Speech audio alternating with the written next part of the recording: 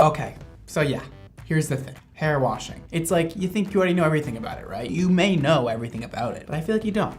I just feel like there's a lot more you could know about it. I know what you're thinking. Since when is hair washing interesting? I mean, it's the last thing I really think about. It's like I do it and I get out of the shower and I think like, oh my God, that's it. That was so easy. I washed my hair and I'm never gonna think about it again. But no, I'm here to tell you, you should think about it more. So I'm gonna take the opportunity today to just go over some things with you, enlighten you, expand your horizons when it comes to washing your hair. Let's just dive right into it. Let's do it.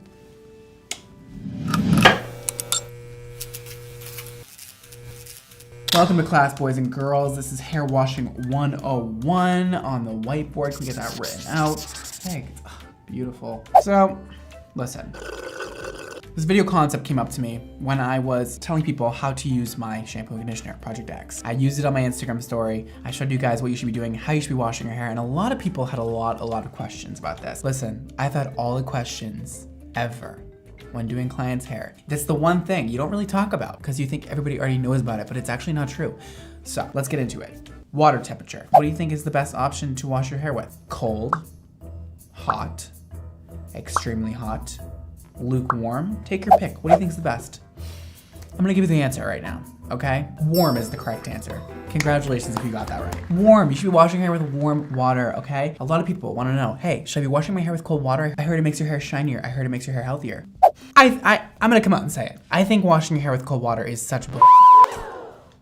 I wouldn't do it unless you want to just make yourself miserable in the morning or at night or whenever you end up washing your hair. Stop washing your hair with cold water. You need the warm water in order to open up your hair cuticle, okay? Warm water will end up opening your cuticle a bit wider than cold water will, and it'll release the dirt easier. You can honestly put your hair under the warm water and it will cleanse your hair. Next, let's talk about how harsh or how gentle you should be washing your hair. You can take your guess. You should be washing your hair gently, not gently, gently, gentlest. Take your pick. What do you think the answer is? If you chose gently, you'd be correct. A lot of people tangle up their hair when washing their hair. A lot of people like to go really in scrub. I know it feels good, but what you're doing is tangling and matting your hair more than it needs to be tangled and matted. You don't need to do that because what you're gonna do is end up roughing up the cuticle way too much. When you rough up the cuticle, you could be losing hair that you don't need to be losing at that time. Listen, just go in, side to side motions, not round motions, because this will tangle your hair. Side to side is best and a little bit gentler than maybe you're wanting to go, okay? You don't need to go like extremely gentle. You don't need to be like touching a baby's head. You can go in there, just don't be like, I see a lot of girls, okay, going in with their fingernails. Listen, again, I know it feels great, but you're gonna ruin your hair. Just chill, okay? Gently rub your head side to side with the shampoo. Now, let's get into suds, okay? Do you need them? Are they necessary? What do suds do? They're the thing that washes your hair. They don't do anything. They wash your hair better than when you don't have suds. If you chose they don't do anything, you'd be correct. Suds don't do anything.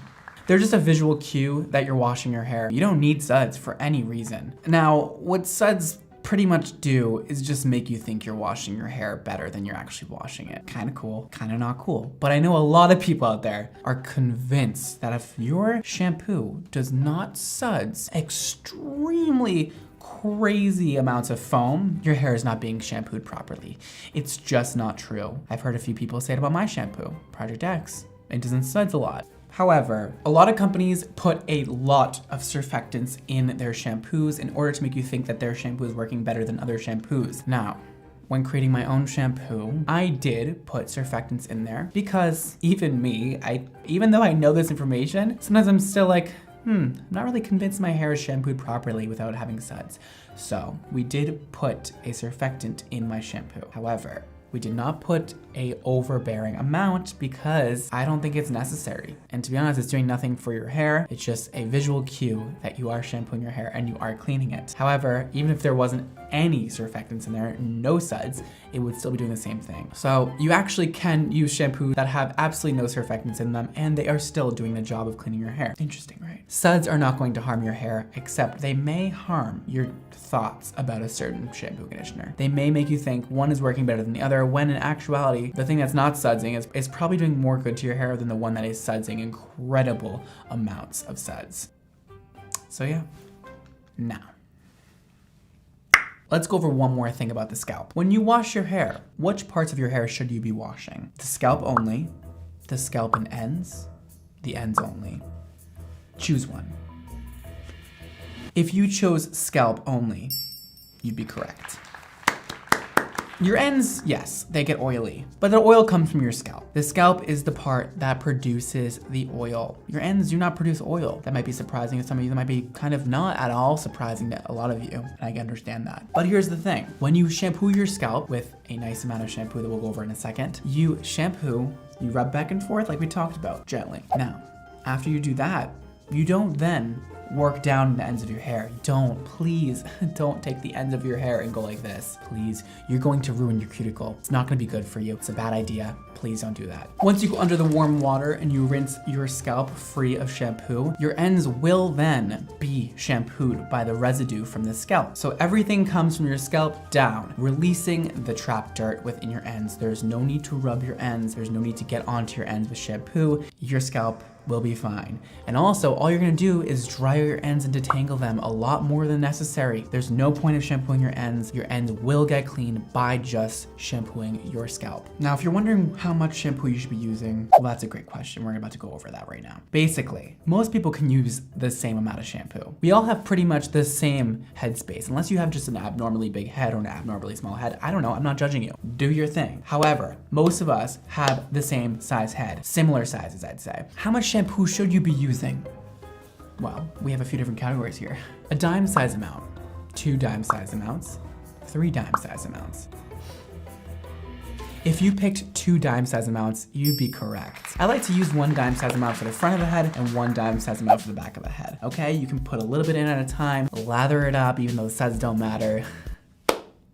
And then work the front of your hair, all the way back to here, put a little bit more in, move it around your hands, and get the back, okay? Make sure you don't wipe the shampoo away with the ends of your hair when you go to put it on your scalp, okay? If you have very long hair, move it around your shoulder, go in from the back, and go in there, okay? Focus on parts that get the most oily, maybe like right here. For me at least, that's where I feel like I have the most oil secretion, and that is where I start. So I like to put one hand maybe right here and one hand right here and kind of just like go in there. But a lot of people tell me they have long hair. They need a lot of shampoo. They buy the gallons of shampoo. It's not enough for them. Girl, you do not have to be using that much shampoo. That's crazy. 99% of people can use the exact same amount of shampoo. I can use the same amount of shampoo as a girl with 24-inch long hair. I promise. I've heard people who wash their hair once a year.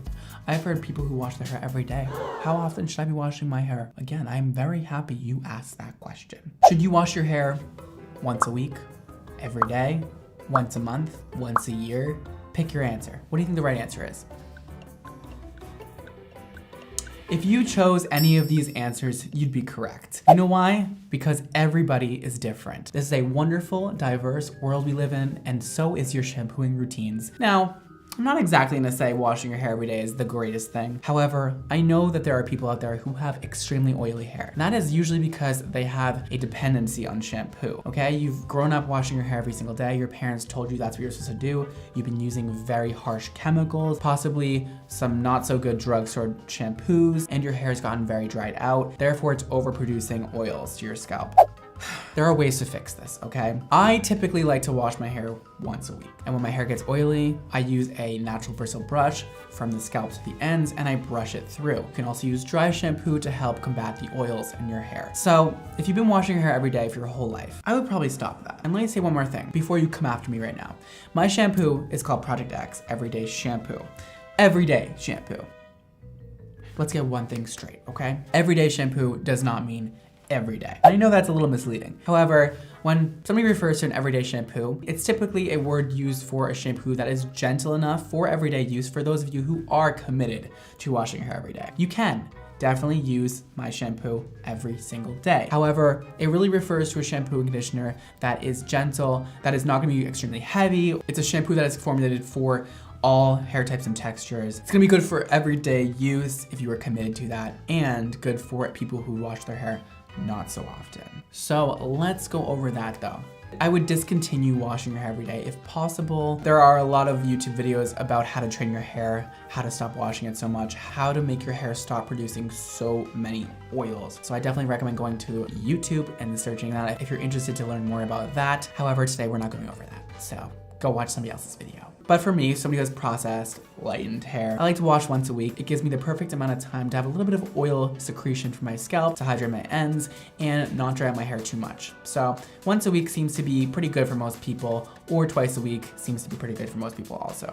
Let's talk about how long you should be leaving your conditioner on for. 30 seconds, 3 minutes, 10 minutes, 15 minutes plus.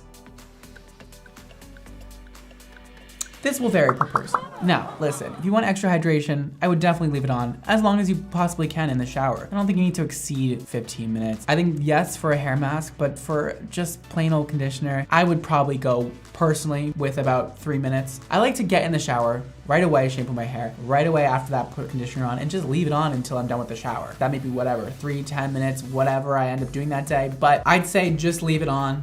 But you don't need to exceed 15 minutes if you don't feel like it. I really just don't believe it's gonna do anything else for your hair unless you're using a hair mask that is made to be left on for that long of time. I like to always follow up my personal conditioning routine with a hair mask because I know that I need more love than just a regular conditioner. Now the conditioner is gonna do the job of detangling, getting it kind of prepared for the hair mask, but I like to really double up on conditioner, and I know the hair mask will give me that much needed lift of all the essentials I need in order to really, really hydrate my hair and bring it back to life. And also, I have a couple things to go over after the shampoo and conditioning process. Here's a big one for me. Here's a pet peeve of mine. When you get out of the shower, do not take that towel and scrub your head with it. Don't you dare do that to me. Don't go like this. Don't put your head down and go like this to your ends. Oh my God, there's nothing I want to see less than that.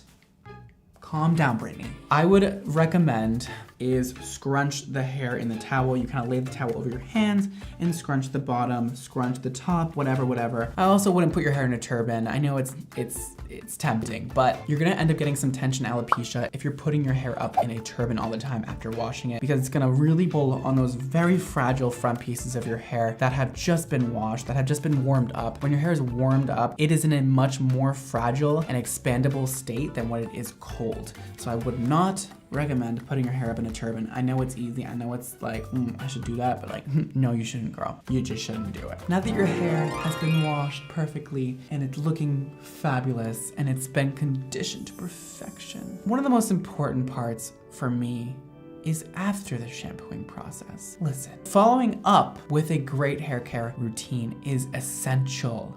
Okay? Because what you're doing when you shampoo is getting the dirt out of your hair and detangling and adding a bit more health to your hair with whichever product you may be using. But at the end of the day, shampoo and conditioner is only touching your hair for a matter of minutes. There are definitely benefits to that, but there's not as many as there's gonna be when using aftercare products after your shampoo and conditioning process. So this is where it's gonna vary a lot per person. You have dry hair. You wanna use some leave-ins. You wanna use some oils. You have curly hair. You wanna use some curl products, obviously curl defining products. You wanna use maybe some oil also, maybe some heat protectant spray if you're gonna try and blow dry it out and straighten it. Whatever your hair type or texture is, there are definite necessary products you should be using in order to keep your hair the healthiest possible, and always follow up your shampoo and conditioning routine with the proper product, or else you're just gonna let your hair down, and you don't wanna do that. Your hair has done so much for you, so much for your confidence, and so much for your personality. Give it a little love, okay? Show it how you love it back. Let's get into the type of shampoo and conditioner you should be using. A lot of people wonder why I don't always recommend drugstore cheap shampoo. I am by no means saying that drugstore shampoo and conditioner is bad, but there are definitely bad ones out there. Listen, if the shampoo has been marked down significantly, if you are paying a very low price for your shampoo, there is a very high chance there is not high quality ingredients in that shampoo and conditioner. Guys, my father always told me, you don't get nothing for nothing. And I brought that with me through everything in my life. The more you pay, to a point, gets you more benefits. Listen, don't go out there and spend $10 on a shampoo. You're just gonna get probably a soap bar in a liquid form, which is not gonna be good for your hair. It's gonna strip you of all your natural essential oils. It's gonna leave your hair so damaged without replacing the essentials that your hair needs to grow healthy. So, spending a premium price on shampoo and conditioner is always worth it in my opinion. And I know that's like hard to take from me because like I have shampoo and conditioner. I'm not gonna be like, oh my God, go buy the $5 shampoo and conditioner. But I genuinely would say that to anybody, no matter what, because a lot of people's setbacks to buying expensive shampoo and conditioner is that they use so much of it. And before this, we went over how much to use. So you really shouldn't be using very much of it. It should last you quite a while. And if that's the only concern you have with the price, then that's your answer. You shouldn't be using as much and it will last you longer and you will not pay any more than what you're currently paying for your current shampoo and conditioner. Now, I can speak on my behalf. My shampoo and conditioner costs $25. And some of you guys were shook about that. It's a very normal price for shampoo and conditioner that is 8 ounces. That should last you a while. Now, I don't want to say how long because again, some people aren't gonna listen to my directions and use 2 dime size amounts, but it should last you quite a few months if you are not washing your hair every single day and you are using 2 dime size amounts. So that is that. I just want to say there are reasons for shampoo being so cheap in drugstores. Some of them. There are reasons like they use literally whatever ingredients they can find, whatever the cheapest ingredients there are at that time, and put into a large quantity of shampoos and conditioners and sell it for a low price because they are making these shampoos and conditioners for a very low price. Okay, brands are always marking up their prices to their consumers, and that's because that's how they make money. And typically retailers, people selling goods are marking up their product by 50%. And that is because it covers all kinds of costs, okay? Not only do retailers have the cost of making the shampoo and conditioner, they have employees to support, they have employees to pay, they have manufacturers to pay, they have all sorts of payments that need to go through. So you're not usually looking at companies that have less of a 50% profit margin. So when a shampoo costs $6, $10, you have to think, how much do they make that shampoo for? That is very cheap to make. And there are reasons for that because the ingredients are extremely cheap. Just think about that one. Hopefully that makes sense. That is why I believe you should always be spending more on shampoo and conditioner. You don't need to necessarily be rich to spend $25 on shampoo and conditioner. You may just need to spend your money more wisely and think about all the things you spent a lot of money on and does not last you half that time or a quarter of that time.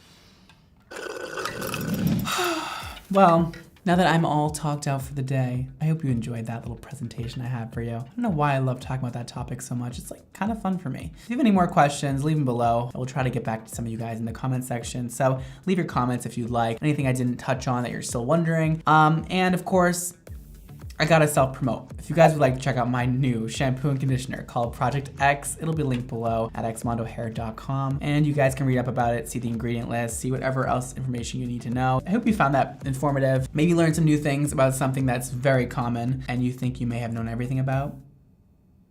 You may not have known everything about it. That's it. Follow me on Instagram and Twitter at BradmondoNYC. Follow my hair care brand, Xmondo Hair, to stay up to date with new product launches. And that is all. Thank you guys so much for watching today. Don't forget to live your extra life, and I will see you all next time. Peace.